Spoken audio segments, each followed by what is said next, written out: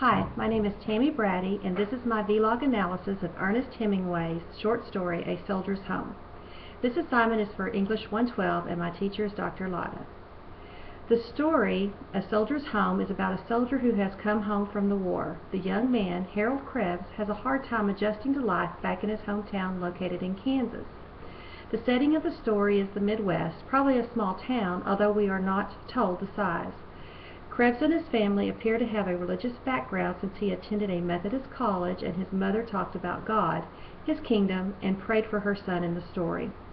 The overarching theme in this short story is conformity and the difficulties and conflicts it causes when people don't conform as society expects. The theme of conformity is easily seen throughout the story. We are told that Krebs attended a Methodist college where all the boys dressed the same. Krebs didn't conform to the expectations of the people in his hometown. He arrived home late from the war, unlike other men who left there to serve as soldiers and had already returned home to a hero's welcome.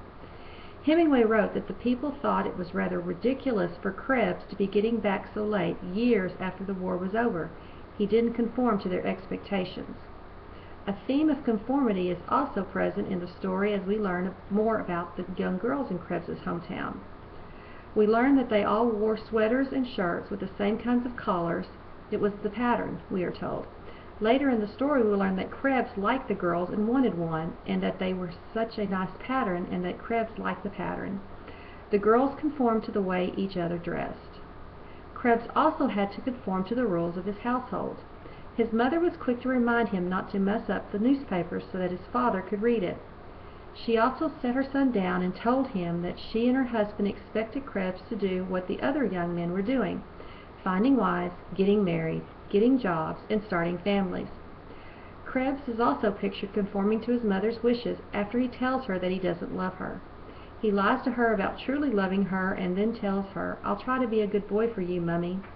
Krebs tried to conform to her desire for him to love her and to be the nice college boy she knew before he went off to war. Conformity is a big thing in this short story. The theme of conflict can be seen woven throughout the entire story, too. The war in which Krebs served was a conflict, and we learn about it at the beginning of the story. Krebs struggled with an internal conflict related to the way he lied to gain the attention and acceptance of others. In several places throughout the story, Krebs grew nauseous each time he lied to someone. He became so conflicted about this that he decided not to bother talking to girls to avoid lying. This was in spite of the fact he would have liked to have one as a girlfriend. There was a conflict between he and his mother. He told her that he didn't love her at one point in the story. He had no one-on-one contact with his father, who we never see in the story. Krebs even refused to visit his father at his office. It leaves the reader wondering why he and his father might have been at odds. There was an internal conflict that Krebs felt about women. He wanted one, but was conflicted about the effort it would take to win one, so he decided that pursuing a girl wasn't worth the effort. At the end of the story, we discover that Krebs believes there might be one more conflict between he and his mother before he leaves the house for good. If Krebs would just conform, his conflicts might ease up. There was also another theme of Krebs's relationship troubles. Krebs liked watching girls, but it was stated several times that pursuing one was just too much trouble. Krebs also had no relationship with God. At least that's what he told his mother when she made a comment about everyone being in God's kingdom. He said that he was not in it. Krebs also had relationship troubles with his mother. He told her that he didn't love her, which upset her greatly. He lied to get out of that situation, convincing his mother that he did in fact love her. His father is pictured as a busy businessman, and we find out in the final paragraph of the story that Krebs won't even go to his father's office to speak to him. The narrator helps readers see that Krebs has no real friends. He's a loner who reads books, plays pool, sleeps, doesn't work. He lives in a very isolated, lonely world. Another theme that people are unimportant and ignored. The townspeople offer Krebs no celebration upon his return. They had celebrated the return of other war heroes earlier, but ignored Krebs. He wasn't important to them like the other men. Krebs's mother talked with him, but she didn't really listen and was often distracted.